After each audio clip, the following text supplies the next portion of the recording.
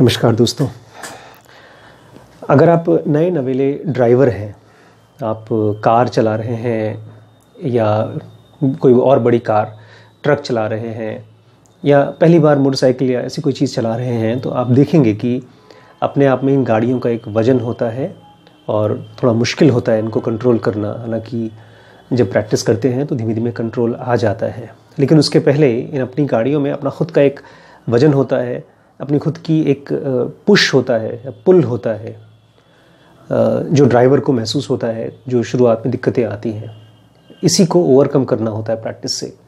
ठीक ऐसे ही हमारा जो माइंड है वो एक बहुत बड़ा इंस्ट्रूमेंट है जिसको हम चलाने की कोशिश कर रहे हैं, और उसके अंदर में अपना खुद का वज़न है। ये वज़न कैसा होता है?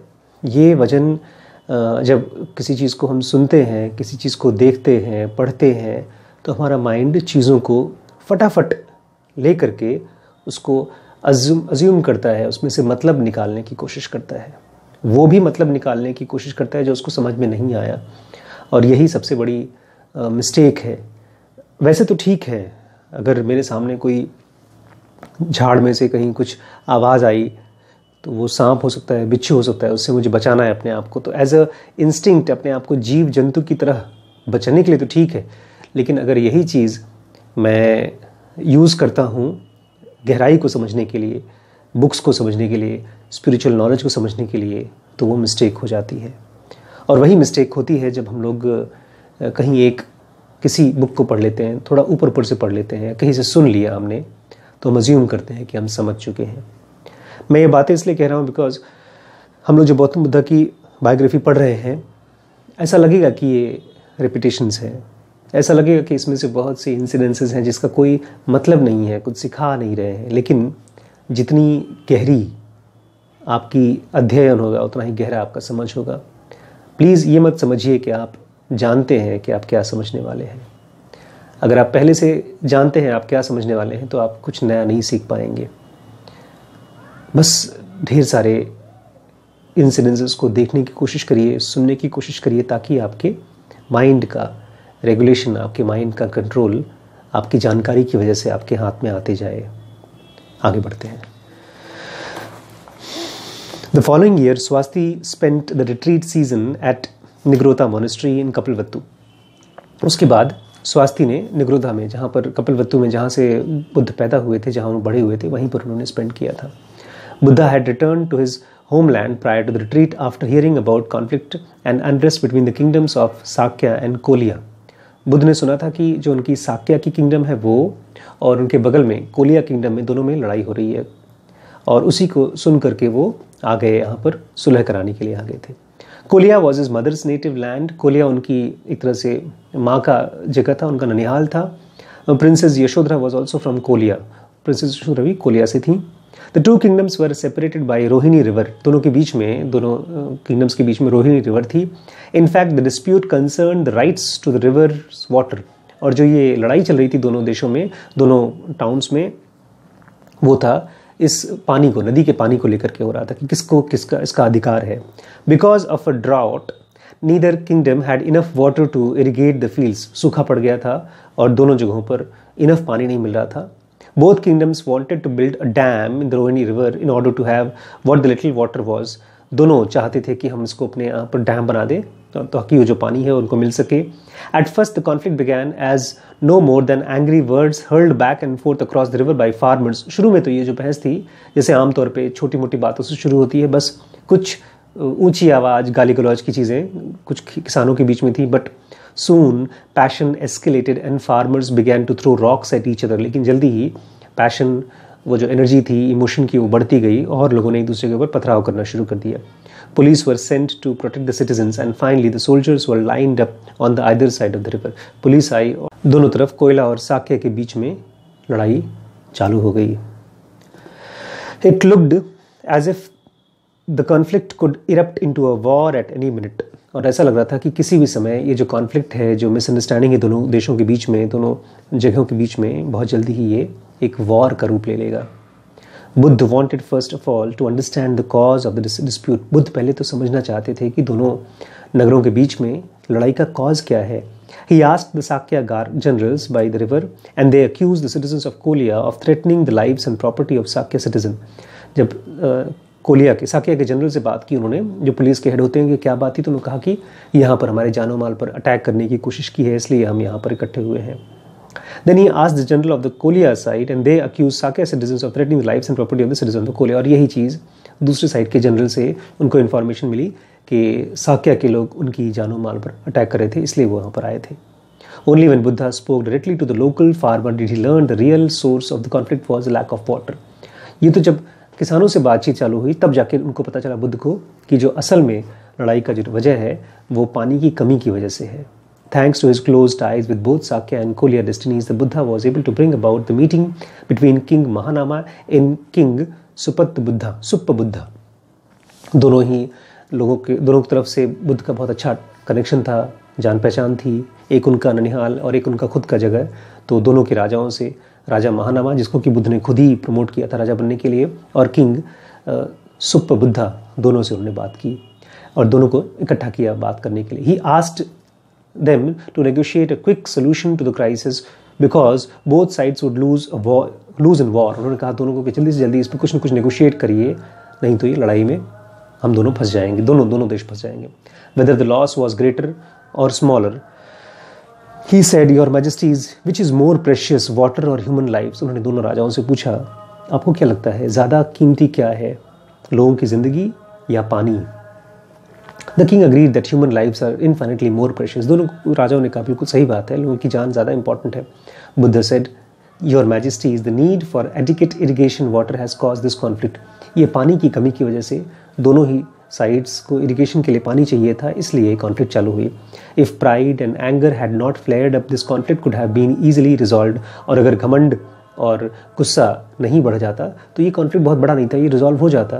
There is no need for war. इसके लिए कोई लड़ाई की ज़रूरत थोड़ी है. एग्जामिन योर हार्ट्स, अपने मन के अंदर देखिए. Do not waste the blood of your people because of pride and anger. अपने देश के लोगों की जानें मत गवाइए केवल अपनी प्राइड के लिए और अपने एंगर के लिए, अपने घमंड के लिए. Once pride and anger are released, the tension that lead to water can be shared equally on both sides. अगर घमंड और ये जो एंगर है जब ये ख़त्म हो जाएगा तो दोनों तरफ के लोग पानी बराबर बांट सकते हैं. Sit down and negotiate how the river water can be shared equally with both sides in this time of drought. ये सूखे का टाइम है, सब जगह पर दिक्कत है, तो आप बैठिए और डिसाइड करिए कि कैसे आप लोग पानी को आधा बांट सकते हैं. Both sides must be assured of the equal amount of water. दोनों तरफ बराबर पानी मिलना चाहिए. Thanks to Buddha's counsel, the two sides quickly reached the agreement. Buddha को धन्यवाद कि दोनों तरफ अग्रीमेंट में पहुंच गए. Warm and cordial relations were re-established. दोनों तरफ एक अच्छा रिलेशनशिप फिर से एस्टैब्लिश हो गया था. King Mahanama asked the Buddha to remain and spend the retreat season in Sakya. राजा महानामा ने कहा कि आप रुकिए यहाँ पर साक्य में और अपना रिट्रीट का सीजन यहीं बिताइए. It was the 15th retreat season since Buddha attained enlightenment. Buddha के enlightenment को 15 साल बीत चुके थे. After the retreat, Buddha returned south. उसके बाद वो साउथ चले गए. He spent 16th retreat season in Alvi, 17th in Bamboo Forest, 18th in Kolia and 19th in Rajgah. ऐसे एक साल उन्होंने 17वें साल तक 19वें साल तक उन्होंने बिताया इन जगहों पे. And whenever he stayed in Rajgah, the Buddha preferred dwelling in गिज्झा कुत्ता माउंटेन. और जब भी वो राजगाह में आते थे तो उनका गिज्झा कुत्ता नाम का एक माउंटेन था, वहाँ पर उनको रहना बहुत पसंद आता था. Because the peak resembled the vulture, क्योंकि वहाँ का जो पीक था वो एक गिद्ध की शेप का था. It was called the vulture peak, उसको वल्चर पीक ही बोला जाता था. The king Bimbisara frequently visited the Buddha on vulture peak for Dharma instruction. Buddha को मिलने के लिए अक्सर बिम्बिसार वहाँ पहुँचा करते थे. He even had steps built into the mountain side that led all the way to Buddha's hut. और उन्होंने तो सीढ़ियाँ बनवा दी थी इन पहाड़ों में बुद्धा के हट तक.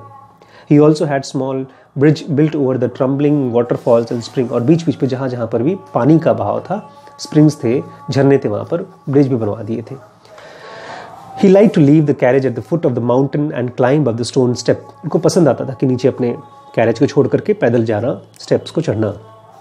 Close by Buddha's hut was a rock as large as several houses and clear stream where he could wash his robes and dry them on the smooth rock. और उनके बगल में एक बड़ा सा झरना था, जहाँ पेड़ के एक बड़ा सा पत्थर था, उसके बगल में झरना आता था जहाँ पर बुद्ध अपने कपड़े धोया करते थे. The Buddha's hut was constructed of stones gathered in the mountains. The view from Buddha's hut was magnificent. Buddha का जो झोपड़ी थी स्टोन्स का बना था, वहीं पहाड़ों के स्टोन्स का, और उसका व्यू बहुत ही खूबसूरत था। The view from Buddha's hut was magnificent. He especially enjoyed watching the sunset. जो कृष्णमूर्ति को पसंद था वही बुद्ध को भी पसंद था। सनसेट्स देखना बहुत पसंद था उनको। Senior disciples such as specially Sariputta, Urvela Kashyap, Moggallana, Upali, Devdatta and Anand also had huts on Vulture Peak. इन्हीं सारे senior disciples का भी ऊपर hut था। Buddha's Sangh now had 18 practices centers in and near Rajgah.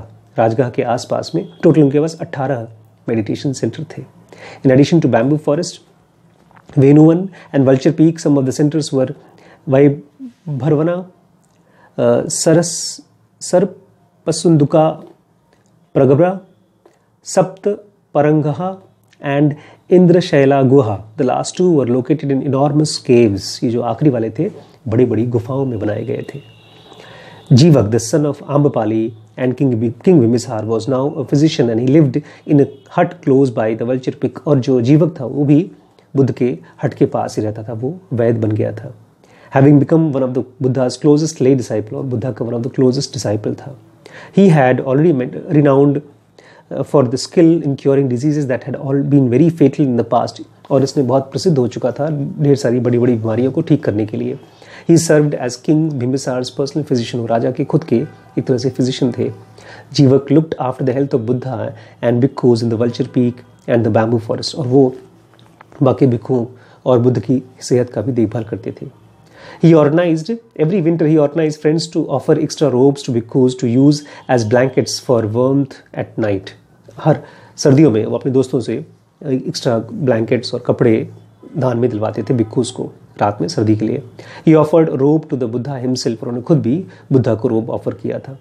जीवक was interested in the prevention of disease as well as the cure. वो केवल इलाज में नहीं बीमारियों को रोकथाम में भी बहुत इंटरेस्टेड होते थे।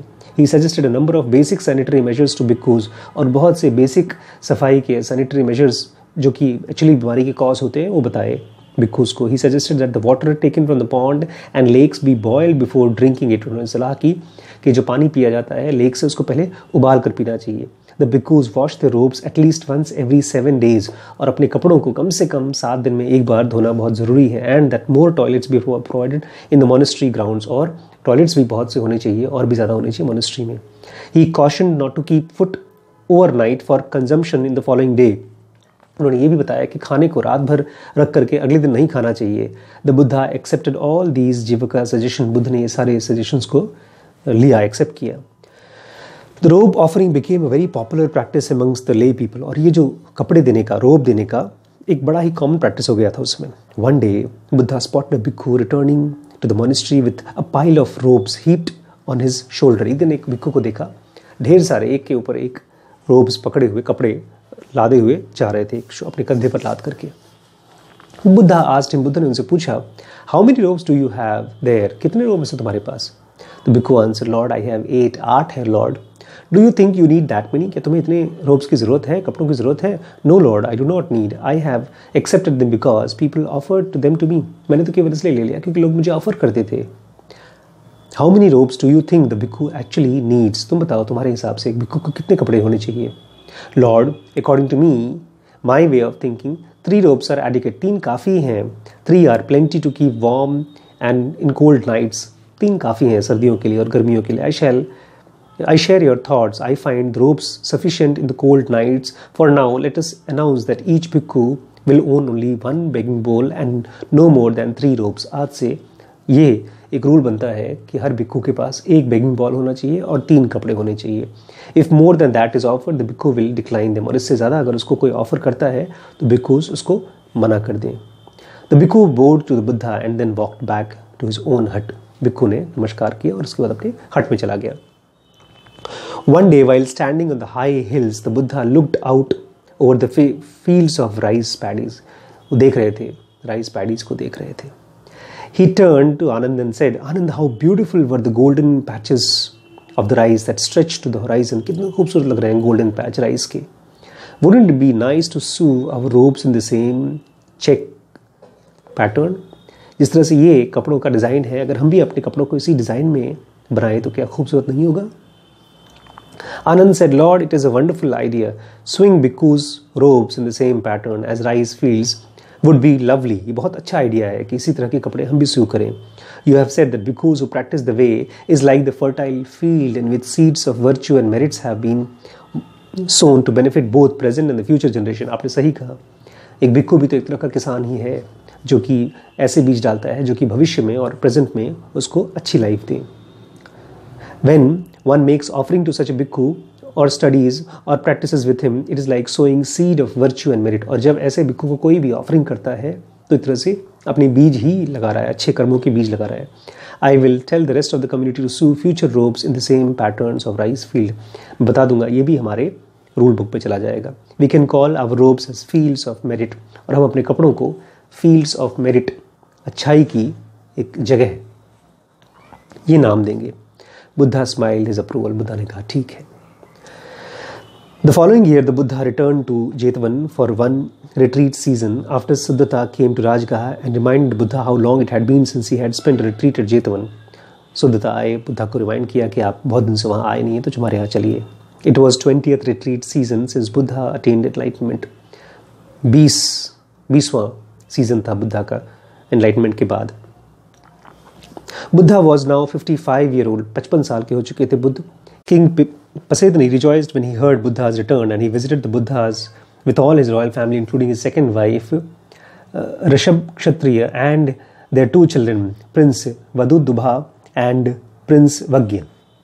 Pasedani भी अपनी वाइफ और दोनों बच्चों के साथ वहाँ पर आए.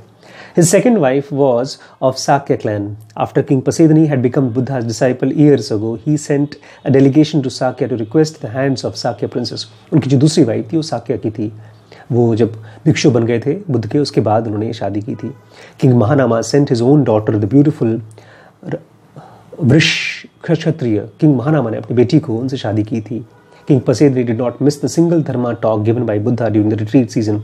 एक भी धर्मा टॉक मिस नहीं करते थे King Pasedani इस सीजन में. More and more people came to hear the Buddha's teach. और बहुत से और लोग आते थे उनको सुनने के लिए, बहुत से लोग आते थे. One of the most supportive lay disciple was Lady Visakha, who offered bhikkhus her large and verdant forest east of the Savthi. उसके पास खूब बड़ी जगह थी, उसने भिक्खुओं को दे दी. Though it was somewhat smaller in size, it was no less beautiful than Jetwan. Jetwan से तो छोटा था लेकिन फिर भी बहुत खूबसूरत था. With help of many of her friends, Lady Visakha had a meditation hall, dharma hall and huts built in the forest. ध्यान के लिए एक हॉल और धर्मा हॉल और हट्स वहाँ पर बनाए गए. At Venerable Sariputta's suggestion, they named this new monastery as Eastern Park or Purva Rama. The Dharma hall located in the center of the forest was named as Visakha Hall. और इसमें जो centre में जो hall बनाया गया था Vishakha hall रखा गया था. Lady Visakha was born in the city of Badya in the kingdom of Ang. अंग में पैदा हुई थी. She was the daughter of an extremely wealthy man named as Dhananjay. Her husband, a wealthy man from Savatthi, and her son had been disciple of Nagatha Nathaputta and neither had felt drawn to Buddha initially. शुरू में इनका attraction या इनके परिवार का attraction Buddha की तरफ नहीं था. ये नाथपुत्था नाम के एक टीचर के फॉलोअर थे. However, inspired by Lady Visakha devotion to dharma, they slowly began to and get interested in finally asking to become a lady disciple. लेकिन धीमे धीमे इनका परिवार लेडी विशाखा को देख करके बुद्धा की डिसाइपल बन गए. Lady Visakha and her friends Lady Supya visited Buddha's monastery frequently, offering medicines, robes and towels to many bhikkhus and bhikkhus who needed them. She also pledged to support Sister Mahapajapati's effort in building a spiritual center for bhikkhunis along the right bank of the Ganga. भिक्खुनीज के साथ मिल करके उन्होंने उनके लिए भी centre बनाया और अक्सर यहाँ पर आकर के भिक्खुओं को सपोर्ट करती थी. Lady Vishakha was an ardent supporter of the nuns both material and spiritual matter. वो रुपए पैसे भी हेल्प करती थी और स्पिरिचुअली भी उनको हेल्प करती थी. Her compassionate wisdom was helpful on more than one occasion in helping to resolve the minor conflicts between bhikkhus. और जब भी भिक्खुस के बीच में कोई छोटी मोटी कॉन्फ्लिक्ट होती थी उसको भी रिजॉल्व करने में हेल्प करती थी. Two important decisions were made during this dharma meeting that took place in Visakha's hall. और ये हॉल इसलिए इम्पॉर्टेंट है बिकॉज यहाँ पर दो पूरे ऐतिहासिक हिसाब से भी इम्पॉर्टेंट डिसीजंस यहाँ लिए गए थे इसी हॉल में. The first was that Ananda should be the Buddha's permanent assistant, के आनंद बुद्ध के एक परमानेंट असिस्टेंट होंगे. Second was that Buddha should return every year to Savatthi for rainy retreat. और दूसरा कि हर साल में एक बार बुद्ध यहाँ पर आएंगे रिट्रीट के बाद सावथी में.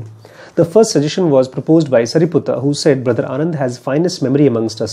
पहले सरिपुत्ता ने कहा कि हमारे जो भाई आनंद है उनकी मेमोरी सबसे अच्छी है. No one else can possess the uncanny ability to remember every word that Buddha speaks. और कोई इतना शातिर नहीं, इतना समझदार नहीं है जो हर शब्द को पकड़ सके. He can repeat Buddha's discourse without leaving even one word. If Anand serves as Buddha's attendant, he will be present to hear all that Buddha teaches, whether it be dharma talks delivered to large crowd or private conversation with lay disciples. ये बुद्ध उनके साथ हमेशा रहना चाहिए, चाहे वो धर्मा talk हो, चाहे लेडी डिसाइपल्स की जो बातचीत है, वो सब की सब आनंद उसको सुन करके रिकॉर्ड करेंगे. The Buddha's teaching is definitely precious. We should make every effort to preserve and protect it. और ये जो बातचीत है बुद्धा की बहुत ही precious है, उसको बचाने के लिए हमको पूरी कोशिश करनी चाहिए. We should make every effort. Through our negligence in the past 20 years, we have lost many things that Buddha has uttered. पहले 20 साल में इतनी ढेर सारी चीज़ें बुद्धा ने बोली हैं, वो सब खो चुकी हैं हमारी बेवकूफ़ी की वजह से. Brother Anand, on the behalf of all of us and on behalf of future generation, please accept the task of becoming Buddha's attendant. Please, आप accept करिए बुद्धा के अटेंडेंट बनने के लिए हमारी तरफ से. All bhikkhus voiced their support of Venerable Sariputta's proposal. सब भिक्षुओं ने कहा बिल्कुल सही कह रहे हैं, आपको ये करना चाहिए. He said, I see a number of problems. उन्होंने कहा लेकिन बनने में मुझे दिक्कत नहीं है, लेकिन बहुत सी प्रॉब्लम्स है. वो क्या प्रॉब्लम्स थी कल डिस्कस करेंगे. दोस्तों 5 कोर्सेज समय हम लोग रन कर रहे हैं, जहाँ पर आप अपने आप को खुद अपनी पेस से, अपनी स्पीड से, धीमे धीमे, चाहे जल्दी करना चाहते हैं, अपने आप को सिखा सकते हैं. स्पिरिचुअलिटी के लिए ज़ेनो का बेसिक कोर्स, बिजनेस के लिए WBX, मास्टरबेशन, ब्रह्मचर्य और पेरेंटिंग को समझने के लिए SPMT. अगर आप डिसीजन मेकिंग समझना चाहते हैं, लाइफ में ढेर सारे अलग अलग डिसीजंस लेते हैं, उसके लिए BDM. और last but not the least, power of now. अगर आप अवेयरनेस को कम्प्लीटली समझना चाहते हैं तो आज ही ज्वाइन करिए डीप नॉलेज कोर्सेस. दोस्तों अगर आप चाहते हैं कि जो भी हम काम कर रहे हैं वो आगे की जनरेशन को हेल्प करे, आगे की आने वाली ढेर सारी जो पीढ़ियां हैं वो स्पिरिचुअलिटी का कोर्स समझ सकें, तो डीप नॉलेज स्टडी सेंटर को बनने में हेल्प करिए, डोनेट करिए. Thank you so much. अगर आपने सब्सक्राइब नहीं किया तो आज ही ये चैनल सब्सक्राइब कर लीजिए और बेल बटन दबाना मत भूलिएगा. उसके ज़रिए हमारे डेली के कभी कभी 1 और कभी 2 वीडियोज़ हम शेयर करते हैं, तो आपके पास पहुँचेगा. तो आज ही सब्सक्राइब कर लीजिए. दोस्तों हम लोग एक डीप नॉलेज स्टडी सेंटर बना रहे हैं, जहाँ पर हम बच्चों को पढ़ा सकें, जहाँ पर आप आकर के हमारे साथ मिल सकें, रह सकें, और एक प्रॉपर स्कूल भी हम खोलना चाहते हैं. काफ़ी बड़ा प्रोजेक्ट है, लेकिन आपके सपोर्ट के साथ ये पॉसिबल हो पाएगा. हम आपको अपील करेंगे कि अगर आप चाहते हैं, मैं तो चाहता हूँ कि मेरे बच्चे के लिए एक ऐसा स्कूल दुनिया में रहे, मेरे मरने के बाद मेरे बच्चे के लिए और उसके बच्चों के लिए, हम सब के बच्चों के लिए. और कोई करेगा नहीं. मेरे हिसाब से हम किसकी मुंह देखें, सब अपने काम में बिजी हैं. तो हम सब, मैं भी अपनी मेडिकल जॉब करता हूँ, शाम को जब घर पे आता हूँ तो अपने टाइम को लगाता हूँ, और मैंने अपने काम में से कुछ न कुछ पैसे निकाल करके मैं बचा के रखता हूँ. तो मैं आपसे रिक्वेस्ट करूँगा, जो लोग भी इस तरह के सपने में, इस तरह के एम्बिशन में, इस तरह के काम में अपने आप को इन्वॉल्व करना चाहते हैं, तो कुछ महीने का केवल 1%, 2%, 7%, 10%, जो भी आपको ठीक लगता है उसको निकाल करके इस काम के लिए बचा कर रखिए. और हम लोग का हो सकता है अगले 10-15 साल में ही, या हो सकता है उससे जल्दी, वो स्कूल खोलना जिसमें कि बच्चों को हम बचपन से ही एक ज़िंदगी बना सकें. ऐसा स्कूल खोलने का हमारा सपना सच हो जाएगा. Thank you.